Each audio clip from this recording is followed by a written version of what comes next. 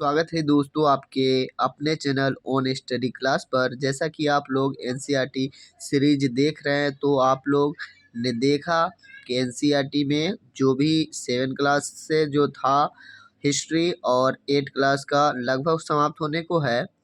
और दूसरी तरफ आपका भूगोल का जो चैप्टर है उसमें हम लोग खनिज संसाधन पढ़ने वाले हैं। तो बहुत ही इम्पोर्टेंट ये सारे के सारे चैप्टर होते हैं।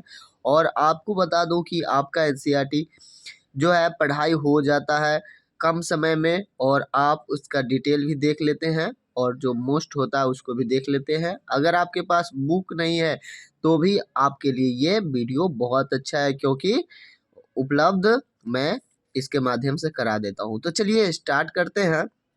आज हम लोग जानेंगे कि खनिज जो है उसके कितने प्रकार है। तो जैसा कि संसाधन जो है आप लोग पढ़ चुके हैं, इसमें हम लोग वन भी पढ़ चुके हैं। आज हम लोग खनिज पढ़ने वाले हैं। तो खनिज क्या होता है, तो आज जैसा कि आप लोग जानते हैं थोड़ा मोटा मोटी कि आप जो अंदर से निकालते हैं उसमें जिसकी मात्रा ज़्यादा होती है, अयस्क से ये तो निकलता है, तो जिसकी मात्रा ज़्यादा होते हैं कहते हैं इसका ये जो है खनिज है। तो चलिए हम लोग आगे डिटेल में देखेंगे। तो खनिज के प्रकार से शुरू करते हैं। इससे पहले कुछ पॉइंट है जिसको आप लोग ध्यान से देख लेंगे कि यहाँ पर विश्व में लगभग 2000 से अधिक खनिजे क्या है पाए जाते हैं, जिनमें से लगभग 100 से अधिक खनिज हमारे भारत में मिलते हैं। ठीक है ना। और उनमें से मात्र 30 खनिज जो है वही सिर्फ आर्थिक महत्व वाली, यानी कि यूज ज़्यादा दे रही है, बाकी उतनी महत्वपूर्ण नहीं है। तो चलिए आपको बता दूं कि खनिज के प्रकार कैसे कैसे करेंगे। तो खनिजों को धात्विक एवं अधात्विक दो भागों में बांटा गया हुआ है। जैसे कि पहला जो धात्विक खनिजों में धातु पाया जाएगा और अधात्विक खनिज में तो समझ ही रहे हैं। तो ये धात्विक खनिज जो धातु पाया जाता है ये भी दो प्रकार के होते हैं। कैसे, तो एक होते हैं लौह युक्त खनिज और एक होते हैं अलौह युक्त खनिज। तो चलिए, यानी कि उसमें लौह की मात्रा नहीं होगी, इसमें होगी। तो देख लेते हैं। ऐसे खनिजों में लोहे के अंश मिलते हैं जैसे लौह अयस्क, क्लियर, मैग्नीज, टंगस्टन इत्यादि।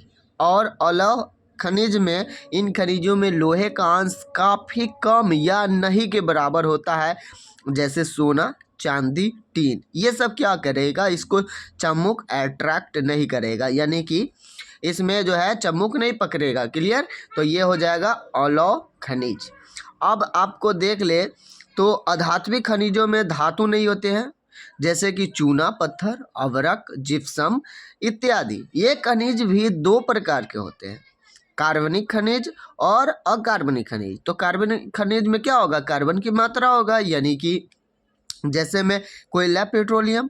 और अकार्बनिक खनिज क्या होगा, जैसे में अवरक, ग्रेफाइट। इसमें क्या होगा, खनिजों में जीवाश्म नहीं होंगे, यानी कार्बन नहीं होंगे। तो आपको जो है ध्यान में रखना है कि ये सब आप लोग पढ़े हैं। बस हम लोग यहाँ से स्टार्ट करते हैं, क्योंकि अगला जो पॉइंट आने वाला है बहुत इंपॉर्टेंट है। तो चलिए इसमें थोड़ा सा और जान ले कि ग्रेफाइट का उपयोग पेंसिल में होता है। ठीक है ना।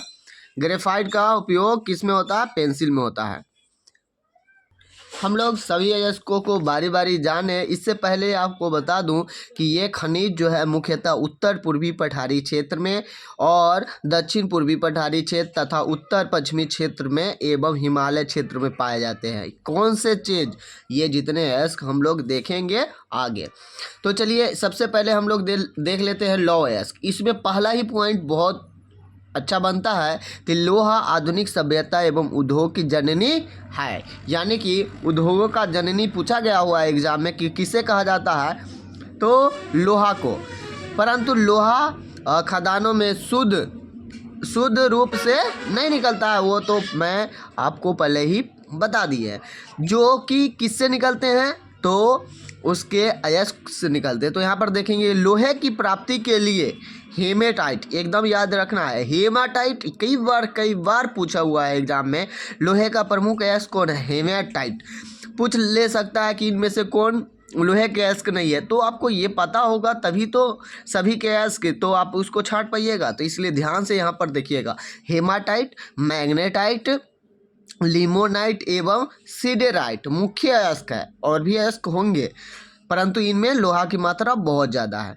लौह अयस्क के उत्पादन के लिए चीन का पिंकी क्षेत्र, लोहा के उत्पादन के लिए जो है वो चीन का पिंकी क्षेत्र पहला नंबर पर आया, यानी कि यहाँ पर बहुत मात्रा में होंगे। उसके बाद है ब्राज़ील का मिनास गिरास, ऑस्ट्रेलिया का मिडिल बैंक श्रेणियाँ, रूस में निजनी तागेल, कुजनेत्स्क में आपको क्षेत्र है, वही क्षेत्र उसी में है। संयुक्त राज्य अमेरिका में सुपीरियर झील क्षेत्र, दक्षिण अपलेशियन क्षेत्र, उत्तर पूर्वी क्षेत्र एवं पश्चिमी क्षेत्र यूक्रेन में देखिए किर्याय रोग, स्वीडन का किरुनवारा एवं गैलीवारा क्षेत्र, जर्मनी का सीजर और घाटी क्षेत्र, स्पेन का बिलबाओ प्रसिद्ध है। अब देखिए आप कहेंगे कि ये सब याद कैसे रखेंगे, इतना को तो याद करना मुश्किल है।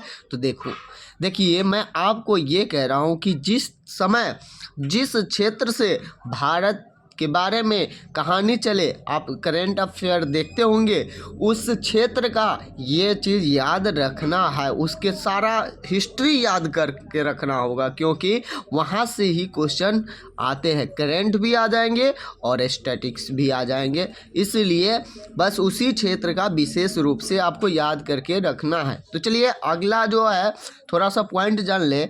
तो विश्व में लौह अयस्क का कुल अनुमानित भंडार लगभग 370,000 करोड़ टन है। तो अब यहाँ पर थोड़ा सा देख लीजिए कि जिन चट्टानों से धातु लाभप्रद रूप से प्राप्त किया जाता है, यानी कि ज़्यादा लाभ हो, उसको अयस्क कहलाती है। अब यहाँ पर मिट्टी में भी यहाँ पर लोहा है, मैग्नीशियम है, एल्युमिनियम है, तो क्या यहाँ के मिट्टी से हम निकाल सकते हैं? नहीं निकाल सकते हैं, बहुत खर्चा हो जाएगा और निकलेगा थोड़ा सा। तो इसीलिए यहाँ पर लिखा हुआ जिन चट्टानों से, वैसे चट्टानों से ज़्यादा निकलते हैं तो धातु लाभप्रद रूप में प्राप्त किया जाए, यानी कि लाभ हो तब जाकर के प्राप्त होती है, तब अयस्क कहलाता है, ऐसा ही नहीं कहलाएगा। तो चलिए यहाँ पर भी पॉइंट बनता है कि भारत में लौह अयस्क का कुल अनुमानित भंडार लगभग 420 अरब मीट्रिक टन है, ठीक है ना। अब जिसके लिए उत्पादन कहाँ कहाँ से होता है, तो पहला दिया हुआ है उड़ीसा का क्योंझर, तो इसका समझ रहे मतलब कि वहीं पर ज़्यादा होगा।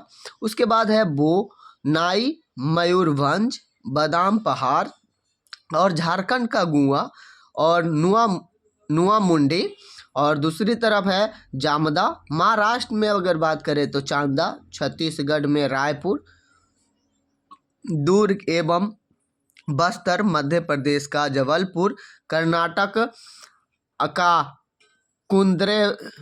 कुदेरपुर और कुदेरमुख है एवं बाबा बुदन पहाड़ी प्रसिद्ध है। अब यहाँ पर भी देखिए जो राज्य आप जिस भी राज्य से हैं, आप उसके अगल बगल के जो राज्य हैं उस पर ज़्यादा ध्यान देंगे, और जो ज़्यादा उत्पादित करता है उसको ध्यान देंगे। बस इतना को आपको ज़्यादा ध्यान देना है, बाकी तो आप पढ़ने के लिए पढ़ेंगे। 1951 में, तो यहाँ पर हम उस समय की बात नहीं करेंगे, परंतु 2009 में 2010 लाख टन हो गया है क्या उत्पादन, सो ध्यान में थोड़ा सा रख सकते हैं। चलिए अगला अगर बात करें तो मैग्नीज उत्पादन में भारत का विश्व में अग्रणी स्थान है, ये एकदम आपको रट लेना है। मैग्नीज उत्पादन में भारत का स्थान पूछा जाए विश्व में तो क्या है, प्रथम स्थान है। इसके अयस्कों में क्या क्या मिलते हैं, साइलोमेलन, रोडोनाइट इत्यादि मुख्य अयस्क है। इसका